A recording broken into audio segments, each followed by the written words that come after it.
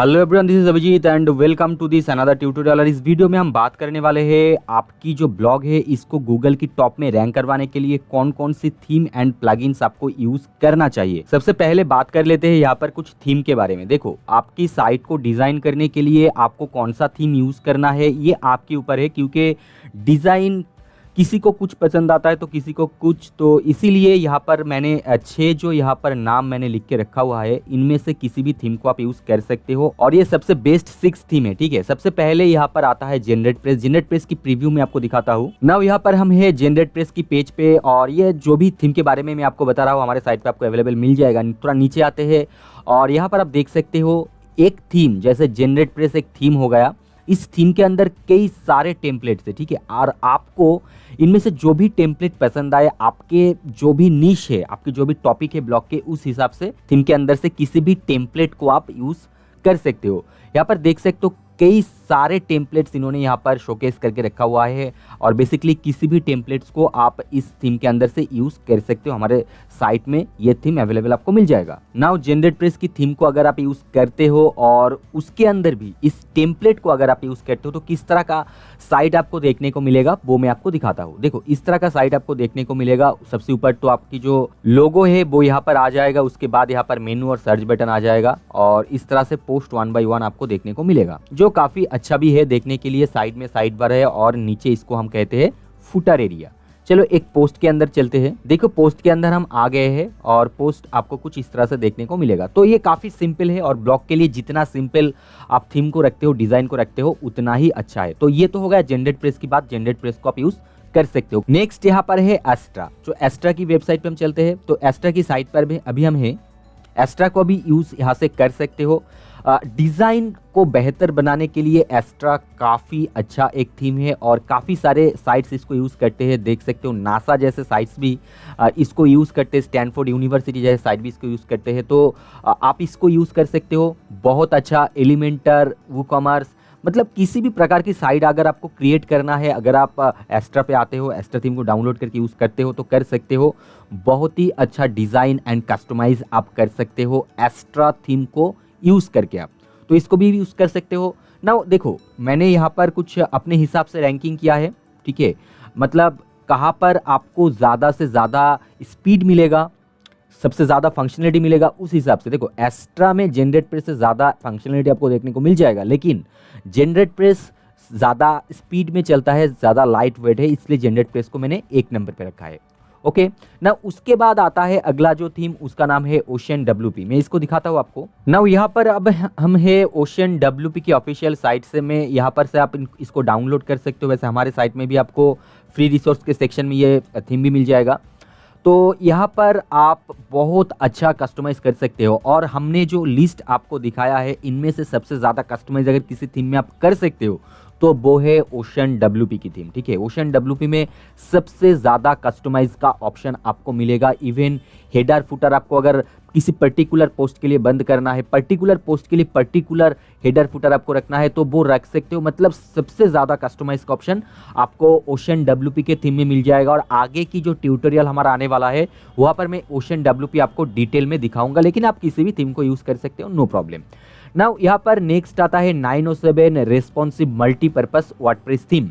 Now अगर आप generate press, extra या फिर ओशन WP इन तीनों में से किसी को भी यूज नहीं करना चाहते हो तब 907 इस रेस्पॉन्सिव थीम पे आप जा सकते हो। 907 की एक डेमो में आपको यहाँ पर दिखाता ओपन करके। देखो, सबसे पहले तो हम यहाँ पर प्रो पे है, ब्लॉग वाले सेक्शन पे आ जाते हैं और किसी भी एक डेमो को हम यहाँ से ओपन कर लेते हैं। Let's open this demo. ना आप देख सकते हो काफी खूबसूरत सा साइट है। यहाँ पर अगर आप पर्सनल कोई ब्लॉग क्रिएट कर रहे हो कोई ऐसे निश के ऊपर तो आप इसको यूज कर सकते हो। काफी खूबसूरत डिजाइन यहाँ पर भी आपको इनबिल्ड इसी थीम के अंदर देखने को मिल जाएगा। और थीम के अंदर मैंने आज जैसे आपको दिखाया, यहाँ पर काफी सारे टेम्पलेट्स आपको देखने को मिल जाएगा। जो भी टेम्पलेट चाहे आप यूज कर सकते हो। एक थीम के अंदर बहुत सारे टेम्पलेट्स यहाँ पर आपको देखने को मिल रहा है। ठीक है, तो आपने देख लिया है यहाँ पर 907 में वैसे आपको बहुत ज़्यादा कस्टमाइज का ऑप्शन नहीं मिलेगा, लेकिन इनबिल्ट जो फीचर्स है इनकी जो सिस्टम है, आइकन से बहुत ही बेहतरीन है। इसको भी आप यूज़ कर सकते हो, एक बहुत अच्छा ज़बरदस्त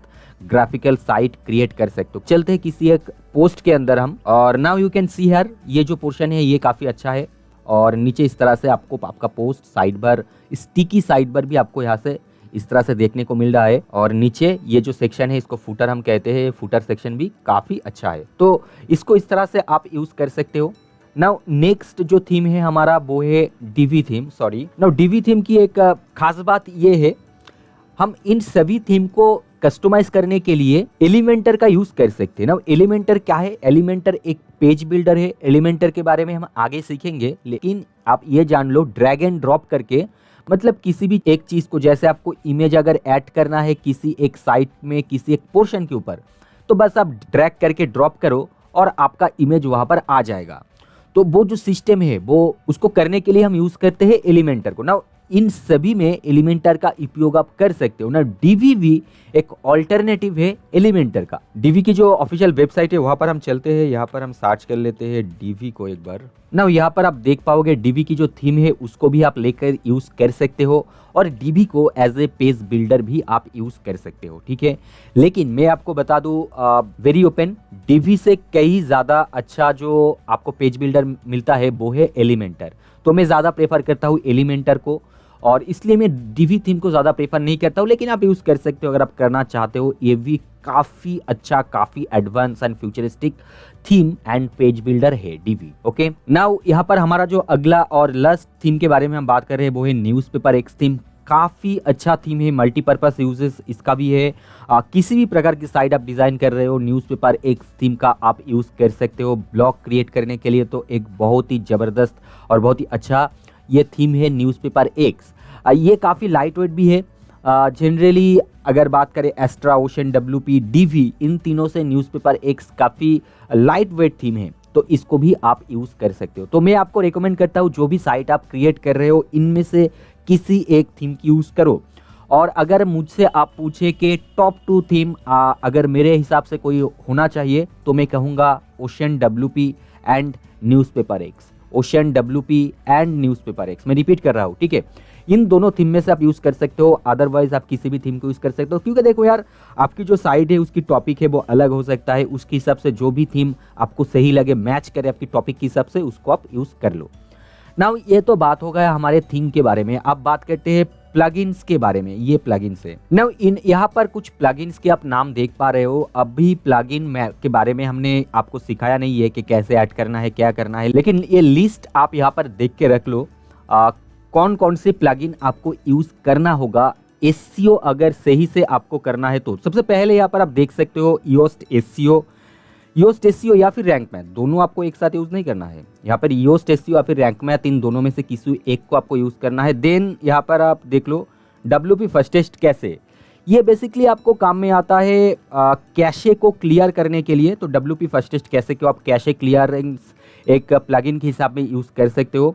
उसके बाद लेजी लोड है, A3 लेजी लोड। मतलब लेजी लोड का काम ये होता है आपकी जो वेबसाइट है वहाँ पर जो भी पोर्शन आपको चाहिए पहले लोड हो जाए, मतलब जो कंटेंट है वो पहले लोड हो जाए, और बाकी के चीज़ें जैसे इमेज वगैरह हो गया, वीडियो वगैरह हो गया, जो विजेट आपको नहीं चाहिए कि पहले लोड हो, जैसे आपने कोई चैट के लिए बटन दिया हुआ है तो वो बाद में लोड हो, लेकिन कंटेंट पहले लोड हो जाए, तेज़ी से लोड हो जाए, उसके लिए हम A3 लेजी लोड प्लगइन को यूज़ करते हैं। और उसके बाद है WP rocket. WP rocket basically आपकी जो वेबसाइट की स्पीड है उसको इंक्रीज करने में हेल्प करता है कई तरीके से।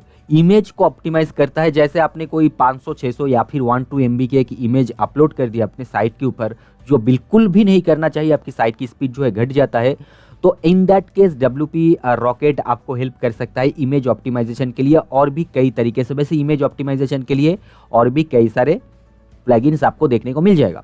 उसके बाद आता है AMP। नाउ AMP क्या होता है? AMP basically accelerated mobile page इसको कहा जाता है। ये इस प्लगइन को अगर आप यूज़ करते हो तो मोबाइल में आपकी जो वेबसाइट है बहुत ही तेज़ी से, बहुत ही जल्दी लोड हो जाता है। तो SEO के लिहाज से आपकी साइट जल्दी लोड होना चाहिए और उसके लिए AMP को आप यूज़ कर सकते हो।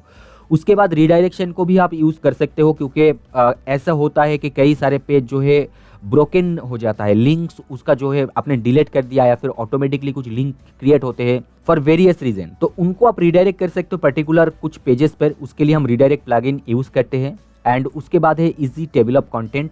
तो एक पोस्ट जब आप क्रिएट करते हो, उस पोस्ट के अंदर क्या क्या चीज आपने लिख के रखा हुआ है वो आप एक टेबल के फॉर्म में पोस्ट की एकदम ऊपर आप पोस्ट रख देते हो। तो जो प्लगइन का काम है होता है ये करना, उसको हम कहते हैं इजी डेवलप कंटेंट्स। तो इन सभी प्लगइन्स को अगर आप यूज करते हो तो आपकी जो एसईओ स्कोर है वो काफी अच्छा इंक्रीज होगा। नाउ आई एम श्योर कि आप में से बहुत सारे लोगों ने कुछ प्लगइन्स के नाम पहले बार सुना होगा। डोंट वरी, मैं आगे की वीडियो में आपको इन सभी के बारे में वन बाय वन दिखा दूंगा। तो ये सभी प्लगइन्स और ये थीम्स आप यूज कर सकते हो आपके साइट को जल्द से जल्द गूगल की टॉप पे रैंक करवाने के लिए। I hope you understand. इन सभी चीज़ों के बारे में मैं आगे और भी डिटेल में बात करूंगा। ये एक ओवरव्यू था। So thank you so much, मिलते हैं अगले वीडियो में।